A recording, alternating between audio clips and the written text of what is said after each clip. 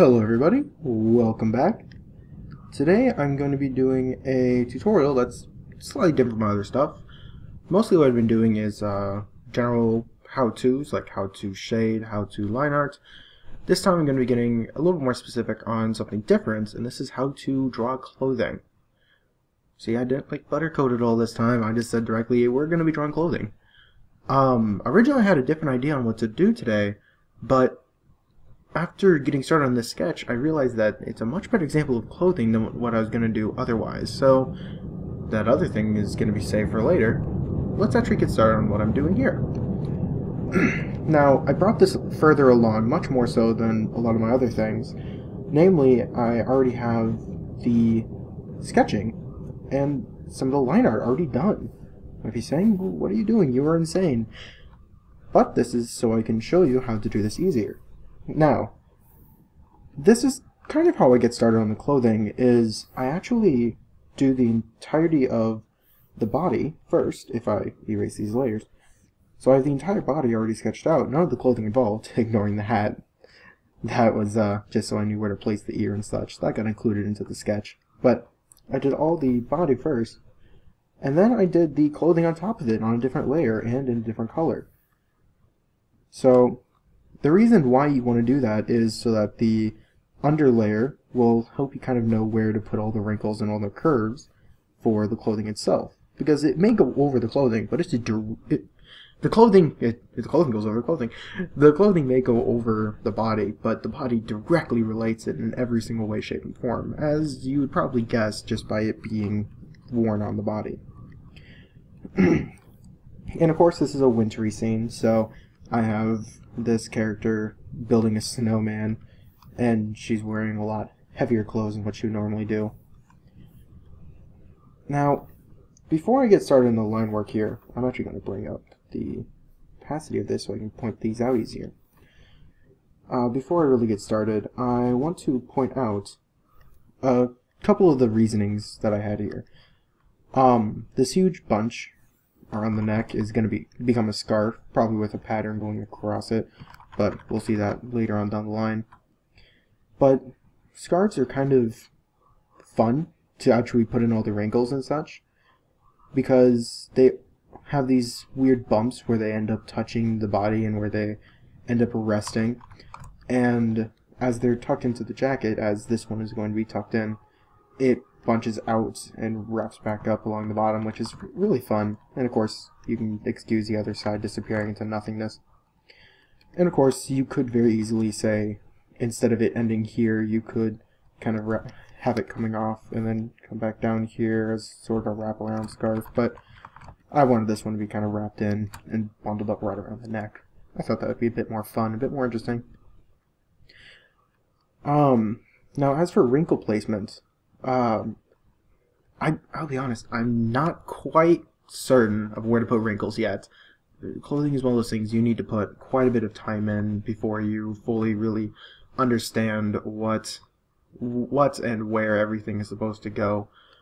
And so if you see any major errors here, I'm just going to apologize now. But I'll show you what I've learned so far, as the whole purpose of this series is just to be that.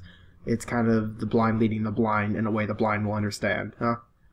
Anyways, one thing that I've learned is wherever there's a major crease, like say your arm going towards your main body, you'll end up having these little creases, which are lines that come out.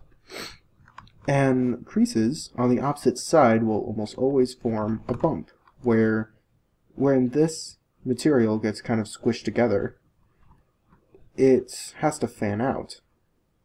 And so you end up with these bumps. That or a really flat area like here, but there's really no bumps per se on the opposite side. Although I guess you could say that there'd be a couple of bumps as the material is still bunched up right down here. But for the sake of this, I'm going to not so much have that. And the other style you end up with is a bump on either end in diagonal.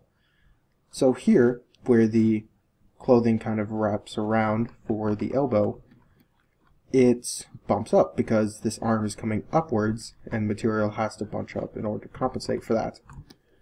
And because this is bunching up, a lot of the excess material over here will be kind of pulled this way as well. So I have this bump to kind of indicate that, where the line would you could imagine going over like that. And around the waist, there's this bump here as the material kind of gets moved around a little bit more. And over by the like hip area, there's always these bumps kind of pertaining directly to the groin area as well. And of course, some people kind of add in a lot more lines going here, but I just kind of didn't. Now, the legs, I can't help but feel like there'd be more like motion going down the legs, but I figured that these are a bit tighter clothing as this character is known to wear, so I really didn't do much in the way of up here. But around the knee, of course, I had to have a lot more of the clothing kind of bunching out, because the knee bending backwards slightly would cause this to bunch out slightly. And just for fun, I put a warmer on her tail. I mean, shark character, you'd expect that the tail would be properly insulated in the winter months. Her being more of a summer character. So, oh, no, I'm trying to find the right layer. Okay. So let's kind of get back into this. Now, as I said, the scarf, kind of being as it is, will... it's supposed to be a playground for allowing you to put in a lot more lines and curves than in normal clothing that you normally see. And unless there's something just like, you step back and it looks drastically wrong and why would that ever exist, it's kind of difficult to mess up the scarves properly. And of course, if you really can't seem to get it down right, just get a really long sock and wrap it around your neck and take a couple photos. If you don't want to do that though, you can just go online and search a couple images of people wearing scarves. Oh, whoa! You spin me right round, baby, right? Anyways, so as that kind of goes directly outwards into the shoulder area, where of course you have a lot of the similar things going on. You don't want too many like sharp points like that. The person is not wearing battle armor. You want them to be a little bit more sloping. In fact, these arcs might be a little bit too tall for what I'm trying to get across, so I'm going to actually delete them. And go back through with something a little bit lighter in hopes that that looks a little bit better in the end results. There you go. Yeah. So that looks a little bit more realistic, a little bit better. Now, as much as the clothing may be drawn in with these arcs and with the bumps on them, they don't really get their definition or their form until the shading stage. Now, I will be going through in the shading stage and kind of pointing out what I'm talking about, but for the meantime, I think I'm going to be sticking with the line art of said clothing. Now, you may be saying, Zay, all you did is talk about the wrinkles. Why'd you talk about anything else with the clothing? Well, because quite frankly, the wrinkles will make or break the clothing. Now, you can go crazy talking about fashion and talking about how something will look better or how the character will look nicer in the new shade of auburn green. I don't even know color names. But in the end, it will look flat and boring and uninteresting if you don't really know where to properly place the clothing wrinkles. The clothing will look boring if you don't know where to put the clothing.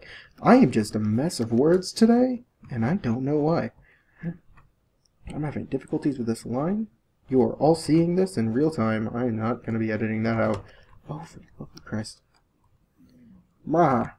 Okay, screw it. I'm going to do this slower. This is going to be a really rough line work. Yes, I have such a thing as rough line work.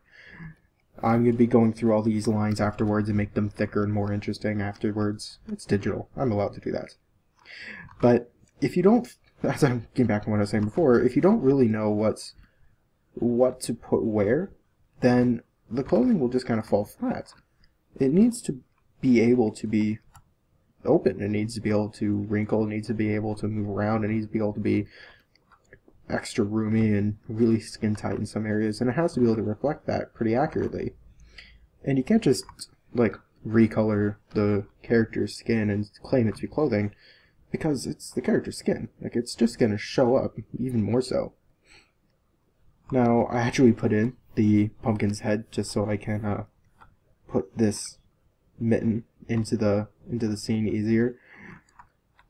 And I'm doing mittens for this because, again, summertime character, I'd assume that she'd be wearing a bit heavier things on her extremities, like her hands or feet.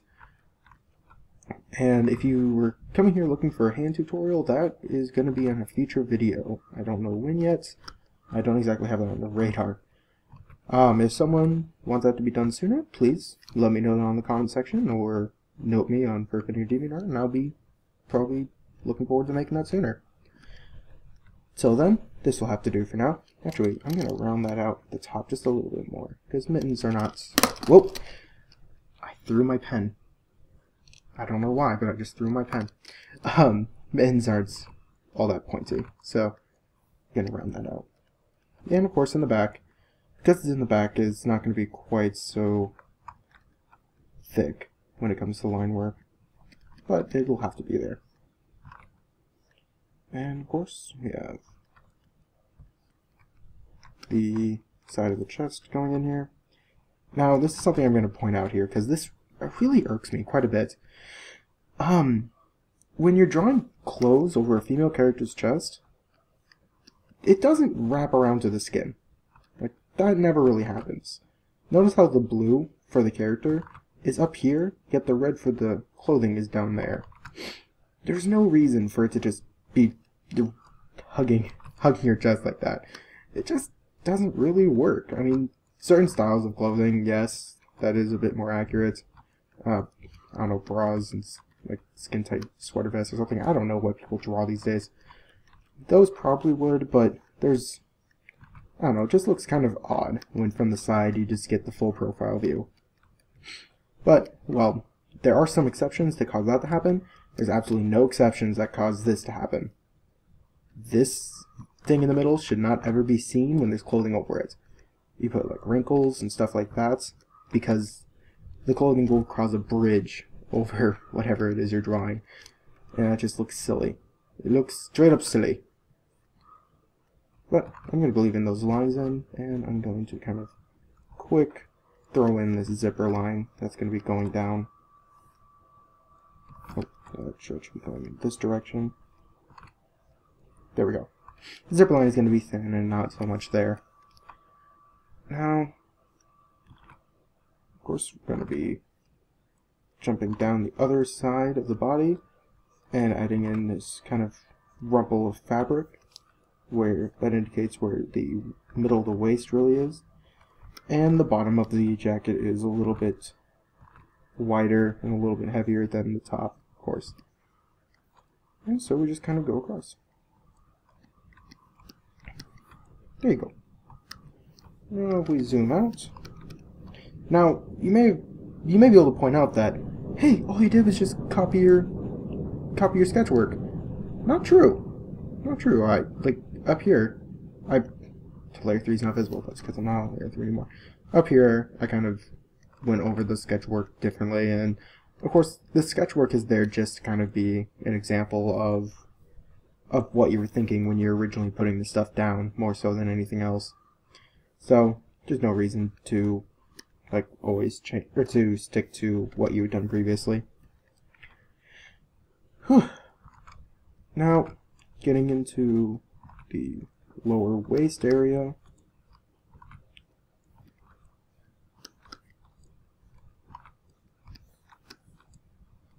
Groin wrinkles. And this leg. Now, I think I've kind of pointed out all that I wanted to say about the line work on this layer. All the major examples I pointed out earlier, I kind of all shown off. I think I'm going to be throwing this into time-lapse, and when I get closer to the shading stage, I'm going to be continuing this. I'll see you real soon.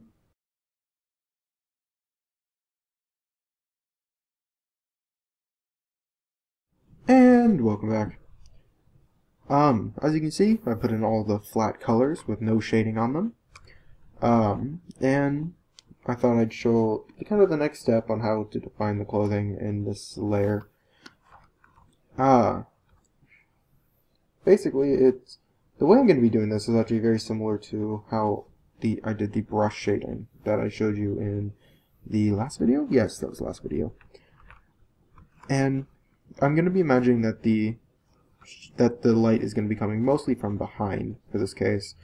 Not very strong though, because in the middle of winter everything is really, really bright, so there's no reason for like everything in front to be super, super dark and in black. But it's basically just going to come down to trying to define and point out where all of these ridges really are and how everything is going to be shown and displayed. So the front is going to be relatively dark. I will kind of block this in later. Right now I'm just going to be, well, blocking it in. Around the edges will be a little bit lighter. Middle will be a little bit darker. And of course this entire layer is with opacity lock, so I can't draw out here. And I'm just, as I said, I'm just kind of marking this area out so that I can remember to work on it later. Alright. I could have made that a lot prettier, but right now it's not my main focus. My main focus should be up here. Now with clothing, how I normally end up shading it is with two different colors. Now luckily with most programs you can just hit X, and if you notice over here it'll swap between the two colors you have selected. So what you do is you select the color you want to use two times, once on each part, and you make one lighter and one darker. I already made one darker, and that's what you saw me using a second ago. And the lighter one is used on the opposite sides. This is basically just to kind of give this feeling of where the lighting is actually coming from, and to contrast the darker shades, and to kind of point out where the ridges are on the light side.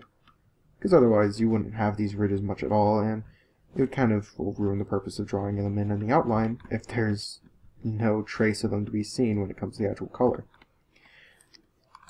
Now I'm going to actually be coloring this pretty simply for the most part.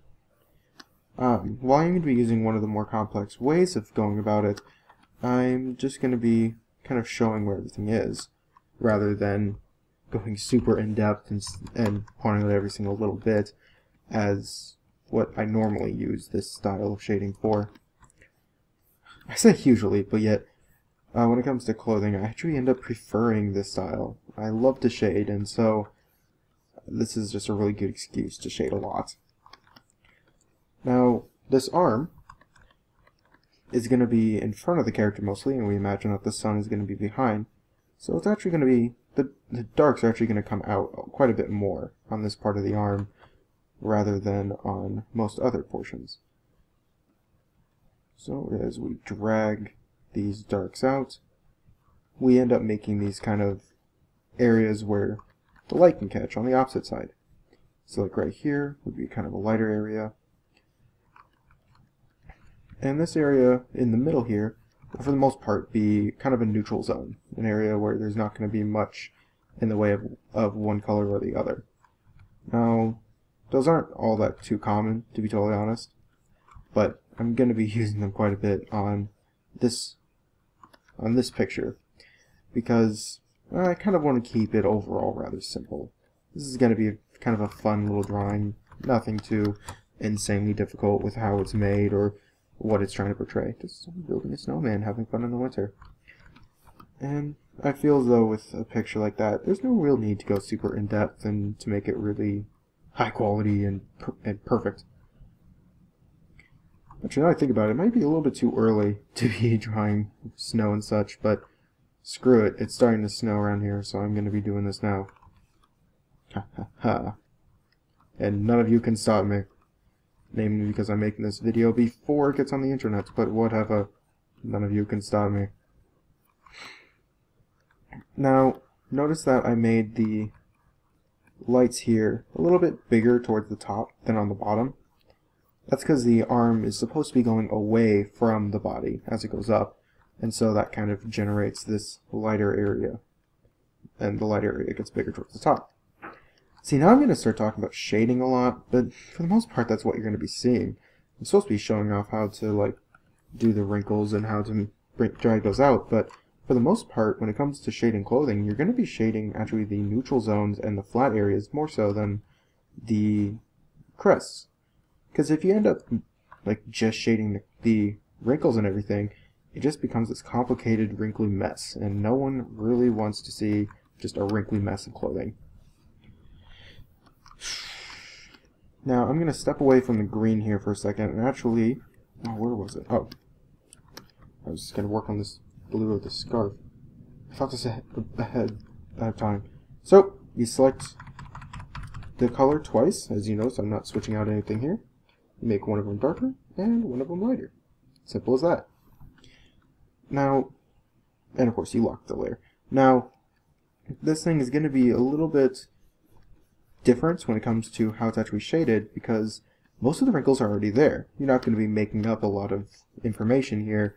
It's all pretty prominently displayed in how the line work actually comes through. So it's mostly just a case of following the line work and understanding where your shadows are supposed to be. Namely, underneath the neck is where it's going to be really, really dark. As it comes out here, it's going to be catching a little bit more light, so right here will be kind of bright. Directly underneath it will be kind of dark, and that'll crawl up a little bit. But for the most part, this is going to be really straightforward. And once you kind of understand where the direction of your light source is, in this case being the sun, a lot of shading becomes pretty straightforward. And it's something that a lot of people are terrified of, that the shading, that is. And there's really no reason to be. As I'm showing here, it doesn't have to be amazing. It doesn't have to be perfect. You can kind of throw stuff in, and so long as it kind of looks correct, as long as there's nothing that is inherently wrong with it, I mean, it should be fine. And of course, you can make up some colors, or some lines like right here, and kind of making up this one line going down and connecting into that. You can make a recess of that just a little bit darker. But that's mostly just me having fun with the shading. Again, once you understand it, this stuff's fun.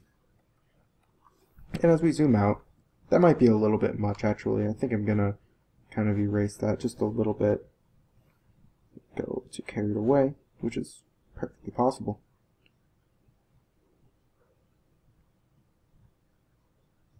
There you go. That looks a little bit better. And this jacket is really bright around the outside, indicating where the light is coming from. And this brightness will come all the way down along the back of it. And for the most part, that'll actually be coming all the way down the entire body. Now, I pointed out kind of how to do the shading and the purpose of this. So I'm actually going to be putting the rest of this drawing into time-lapse. I'll see you at the end, and I'll kind of wrap stuff up and talk about what I did in the drawing itself. See you soon.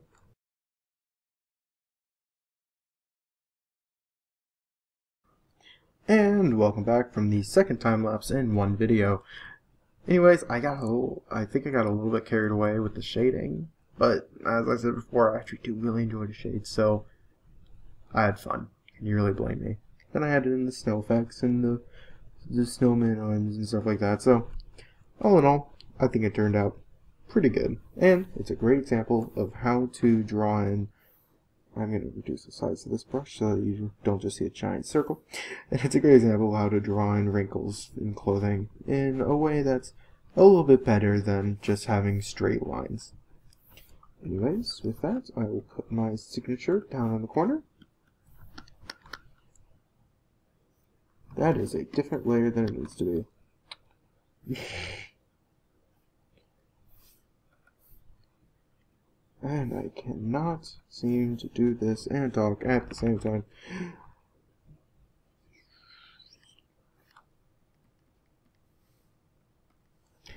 And have a wonderful day.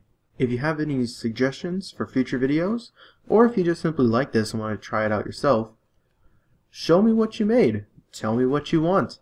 I'll be happy to work on it in the future. Bye.